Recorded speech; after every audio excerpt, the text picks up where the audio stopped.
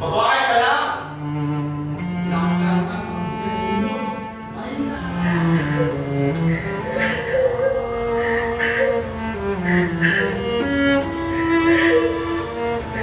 Ano, dapat matuto ka kung paano maging mabuting asawa. At dapat matuto ka sa mga gawain bahay.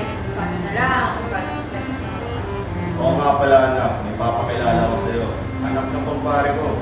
Mayaman, mabait, pogi, kayang-kaya ka buhayin mo. Tingin niyo ba, dahil babae ako, wala na akong karapatang magdesisyon para sa buhay ko, para sa sarili ko. Paano ko nga? Ang arte mo naman! Sabi! Tara, Tulong! ingay mo! So, Maya? Bunso, ano nangyari sa'yo? Anong ginawa nila sa'yo? Tulong! Tulungan niyo kami! Bunso! Tulong! Nagbigay ng listahan ang WHO na 30% sa kababayan ay nakaranas ng sexual or physical abuse, partner or non-partner sa kanilang buhay. Ngayon, kasama ko ang mga nagproprotesta na lumalaban sa ustisya ng kababayan. Anong masasabi mo? Ganto ba talaga maging babae? Inaabuso? Sinasaktan? Walang karapatang makahanap ng magandang trabaho? Ito ba talaga ang kapalaran namin mga babae? Mananahimik na lang ba tayo? Wala ba tayong gagawin? Hindi ba tayo lalaban? Hindi ba natin babaguhin yung tingin nila sa atin? Wala ba tayong gagawin? A proverb tells us that change begins within ourselves. The journey towards the change may be tough, but we will strive. For a better future. Gumising kayo.